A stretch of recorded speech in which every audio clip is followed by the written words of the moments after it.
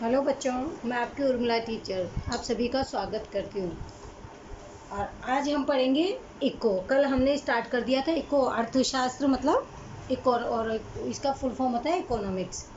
हमने कल शुरुआत कर दी थी इसकी पहले चैप्टर से कि अर्थशास्त्र क्या होता है। इसके अलग अलग जो अर्थशास्त्री है उन्होंने अपने अनुसार जो परिभाषा दी है उसके बारे में हमने पढ़ा। आर्थिक प्रवृत्ति और अनार्थिक प्रवृत्ति क्या होती है ये इसकी जानकारी ली। फिर आर्थिक प्रवृत्ति में हमने ये मांग का डायग्राम भी पढ़ा कि जैसे जैसे कीमत कम होती है लोगों की मांग बढ़ती जाती है, और कीमत जैसे जैसे कम होएगी लोगों की मांग बढ़ेगी, लेकिन कीमत ज़्यादा होगी तो लोगों की मांग कम होती रहेगी। यहाँ तक कल हमने इसको पढ़ लिया था। अब आज हम पढ़ेंगे सांख्यिकी जानकारी का महत्व, यानी सांख्यिकी जानकारी क्यों आवश्यक होती है।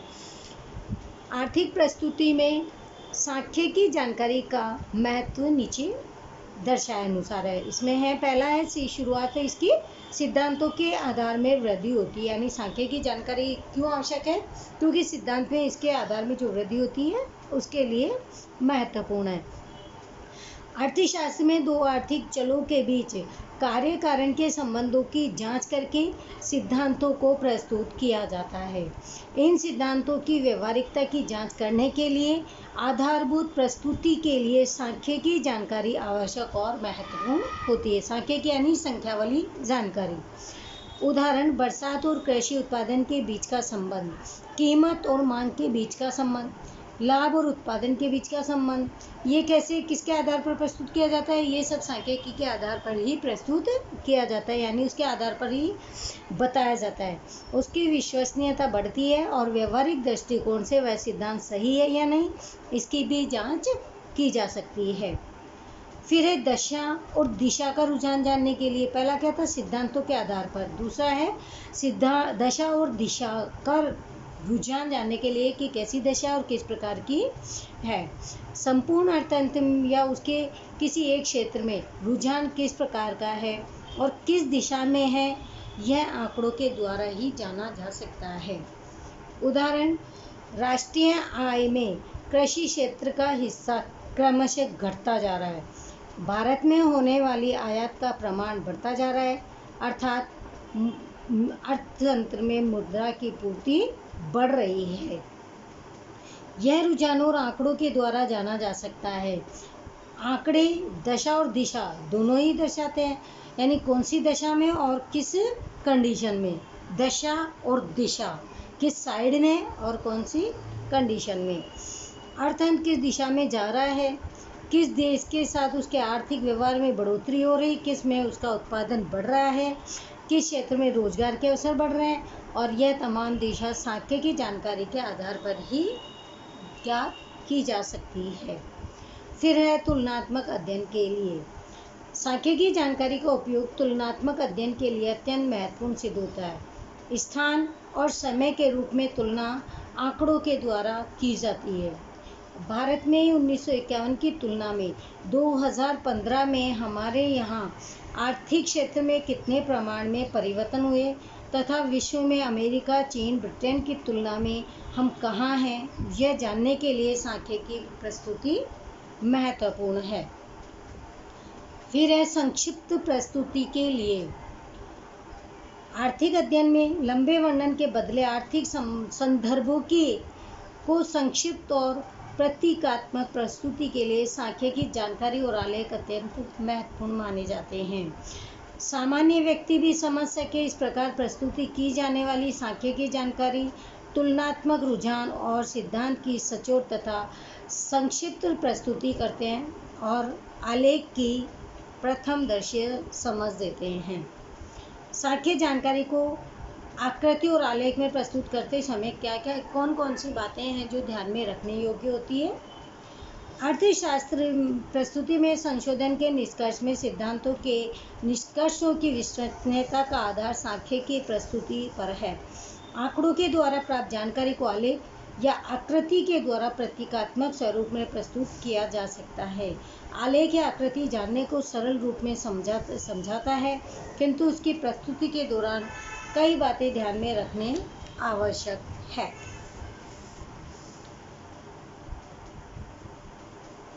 विश्वसनीय प्राप्ति स्थान।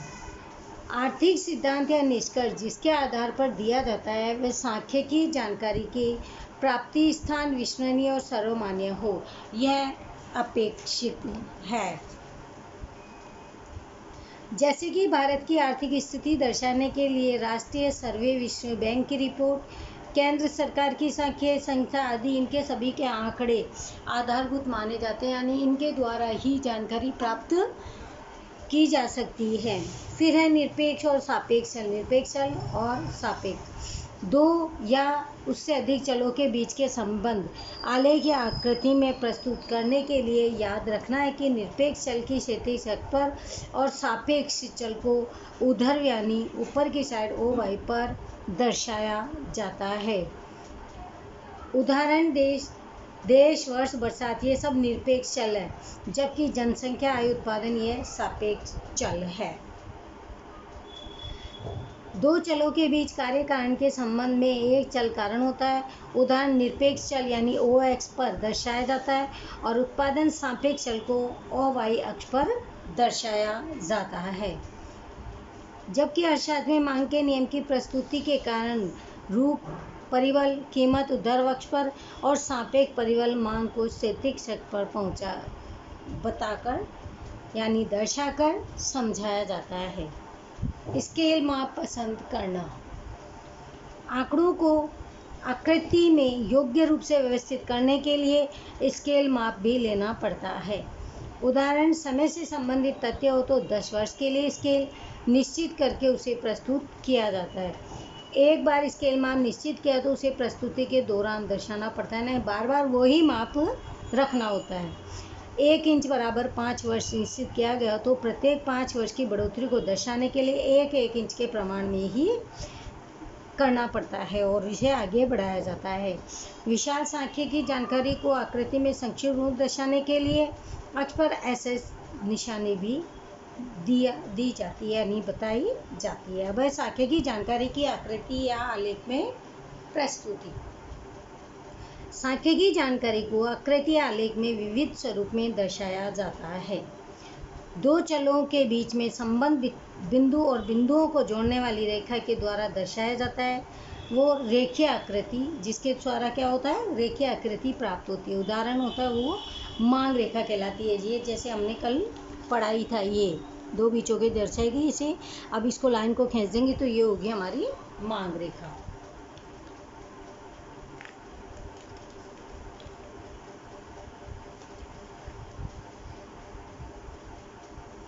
वर्तमान में कंप्यूटर टेक्नोलॉजी के उपयोग के कारण सांख्यिक जानकारी को आलेख के द्वारा आकर्षण स्वरूप में प्रस्तुत किया जा सकता है और आलेख में भी विविधता लाई जा सकती है।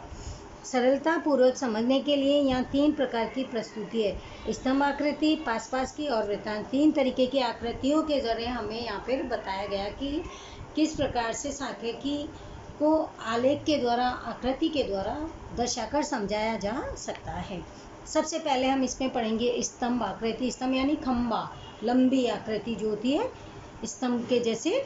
आकृति में सापेक्ष चल को ऊर्ध्व अक्ष पर दर्शाया गया है, निरपेक्ष चल को क्षैतिज अक्ष पर, जो समय अंतराल को दर्शाता है। उदाहरण गेहूं का प्रति 10 वर्ष कितना उत्पादन हुआ, इसकी सांख्यिकी जानकारी हमारे पास है तो उसे स्तंभ आकृति के द्वारा दर्शाया जा सकता है।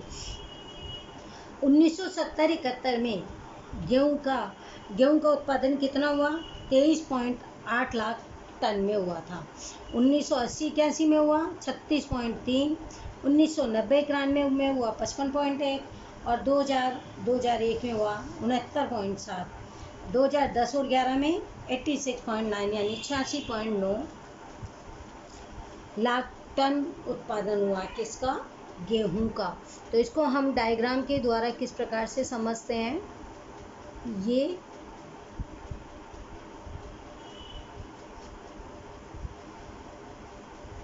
O, X and Y, ऊपर जो रेखा जा रही है उधर रेखा है, ये नीचे जो जाती है उसको क्षैतिज रेखा कहते हैं। अब क्षैतिज रेखा पे हमको क्या करना है, ये वर्ष डाल दें, यानी समय, जो समय वगैरह होता है वो हमें यहाँ पे नीचे डालनी होती है। तो समय कितना हमारा 1970 से 71, 80 से 81, 90 से 93, 2000 से 1 और फिर ये है 2010 से 2011। ये हमारा समय है यानी वर्ष हम यहाँ पे लिखेंगे। और इधर हमारा सबसे बड़ा क्या है 86 है, तो हम इधर इक्वल डिस्टेंस लेते हुए क्या करेंगे, जीरो के बाद में 10, 20, 30, 40, 50, 60, 70 और ये 80। हम यहाँ 80 तक, क्योंकि हमारा 86 है तो हम यहाँ पे 90 तक लेंगे इस साइड में। अब हमें यहाँ क्या करना है, सबसे पहले हमारा 1970-71 में कितना था 23.8। अब 23 का आता है यहाँ पे 20 आया, 20 का हाफ होता है 25 यानी 25, 25 से थोड़ा सा नीचे आएगा 23.8। ये हमारा 23.8 है। फिर 1980-81, ये 1980-81 उसमें था हमारा 36.3, 36 यानी 30 और 40 यानी 35 हाफ हुआ, हाफ के जस्ट ऊपर हुआ 36। तो ये हमें क्या करना है, इनको हम स्तंभ रेखा बनानी है। ये जो हमने लाइन खींची ये हमारी बनेगी स्तंभ रेखा, यानी दोनों के जो बीच का है। फिर 90-91 में कितना हमारा 55.1, ये 50, ये 55, ये 55.1। और फिर 69.60 2001 में 69, ये 60 के जस्ट नीचे 69.1। और 2010-11 में 86.9 यानी यहाँ पर आधे से हल्का सा ऊपर। ये हमारी बनी पास पास की स्तंभ आकृति। अब आपको इनके ऊपर ये सब लिखना है कि ये कितना था 23.8, 36.3, 55.1 और 69.7 और 86.9, ये सब लिखना है। ये हमारी बनी स्तंभ आकृति। अब इसके बाद हम पढ़ेंगे पास पास की आकृति। यदि निरपेक्ष चल एक और सापेक्ष चल 2 या 2 से अधिक हो तो पास पास की स्तंभ आकृति के द्वारा आकर्षित प्रस्तुति की जा सकती है। यानी एक ही जगह पास पास यानी दो आकृतियों को एक आकृति में दर्शाना, उसे कहते हैं पास पास की स्तंभ आकृति। उदाहरण, भारत में अक्षर ज्ञान में बढ़ोतरी, जिसमें समय एकमात्र परिबल है, यानी एक ही समय में अलग अलग जगह पर क्या हो रहा है। और बदलते चल में स्त्री साक्षरता दर, पुरुष और कुल साक्षरता दर, इस प्रकार को 3 भागों में हमने इसे बांटा है। यानी समय कौन सा है, समय हमारा एक ही है, एक ही समय में अलग अलग चीज़ों को, साक्षरता को बांटना।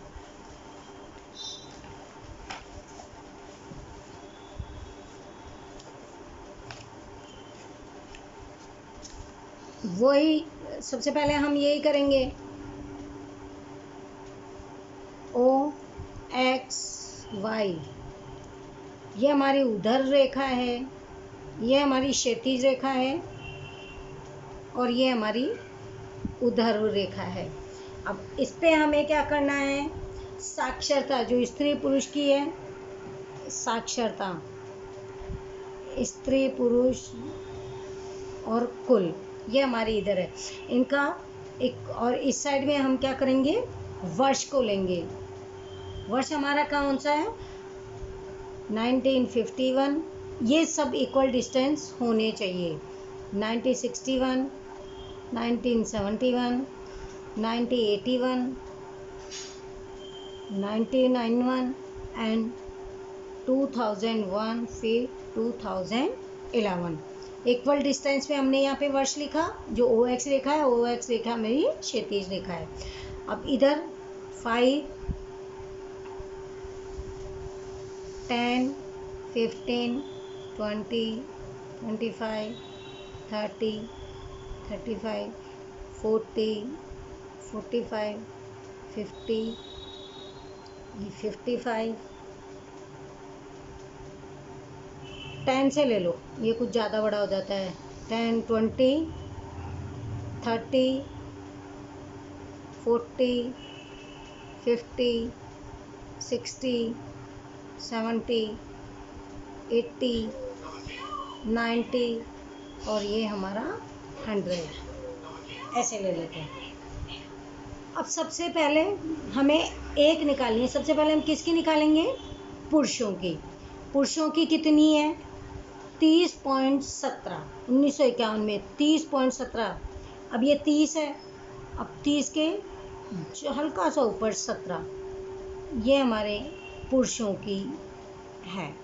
स्तंभ आकृति पास पास में।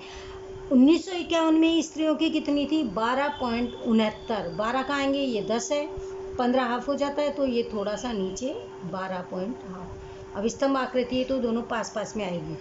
और इसी में हमको लेनी है कुल, यानी टोटल कितनी हुई? कुल कितनी हो रही थी उस समय 1951 में? 21। 21 कितनी, यानी इससे 20 से थोड़ा ऊपर। ये हमारी 3 आकृतियाँ हो गई, पुरुष की, स्त्री की और ये हमारी कुल हो गई। अब 1961 में पुरुषों की है 48.43। तो 48 का ये 50 से नीचे,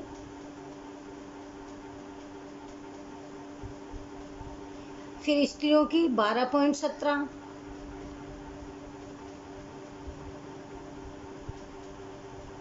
और कुल है 36.19, यानी करीब करीब यहाँ पे।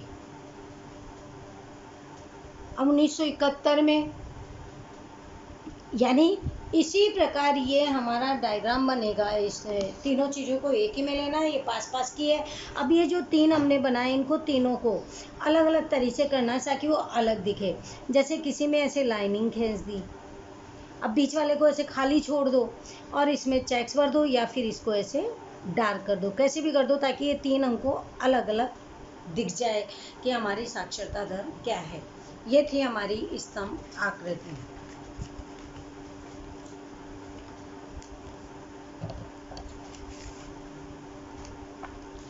अब है हमारी वृत्तांश आकृति। स्तंभ आकृति के बाद हमारी आएगी वृत्तांश आकृति। ये हमारा वृत्त है और वृत्त हमेशा 360 डिग्री का ही होता है, तो आपने पढ़ाई होगा। हाफ होता है इसका 180 और ये 360। अब इसमें क्या करना है? वृत्तांश यानी वृत्त का अंश। संपूर्ण वृत्त एक समष्टि है, उसके भाग को एक असंदर्भ के रूप में दर्शाया जाता है, तो वृत्तांश आकृति की रचना होती है। वृत्तांश अर्थात वृत्त का अंश, यानी ये पूरा वृत्त है जो 360 डिग्री का होता है, लेकिन इसमें से एक अंश को दर्शाया गया है।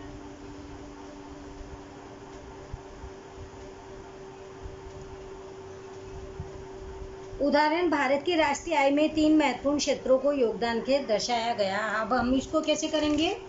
इसमें कृषि क्षेत्र है, कृषि क्षेत्र प्रतिशत में कितना है? 13.9। तो ये हम कैसे लेंगे? ये जैसे हमने यहाँ पे बीच में आपका जो डी होता है उसके अनुसार आपने कोण बनाए होंगे डिग्री का, तो इसमें हमने प्रतिशत में लेना है। तो सबसे पहले कैसे लेंगे? हम 13 लेंगे, तो यहाँ रखा और यहाँ से हमने ये 13 लिया। फिर यहाँ अपने को रख के 26.2 औद्योगिक क्षेत्र में 26.2 लिया, और बाकी 59.9 ये हमारा था सेवा का क्षेत्र। इस प्रकार से ये हमारे, अब इसमें हमको लिखने भी पड़ेंगे कि ये 13.9 है कृषि का क्षेत्र है, ये औद्योगिक क्षेत्र है, और फिर ये हमारा सेवा का क्षेत्र है जो है हमारा 59.9। और नीचे क्या लिखेंगे हम? ये कौन से साल में सर्वे किया गया था? ये सर्वे 2014-15 में किया गया था, यानी यहाँ पे हम लिखेंगे 2014-15। अब ये जो हमने ये बनाया, अब इसमें हम अलग अलग करेंगे, इसमें एक में लाइन खींच देंगे, किसी में चेक्स बना देंगे, किसी को खाली छोड़ देंगे। तो जैसे हम यहाँ पे कृषि का क्षेत्र, यहाँ पे कृषि के क्षेत्र को कैसे किया हमने, एक ब्लॉक बनाएंगे और हमने ऐसे लाइन खींची, ये लिखेंगे। फिर औद्योगिक क्षेत्र को हमने क्या किया,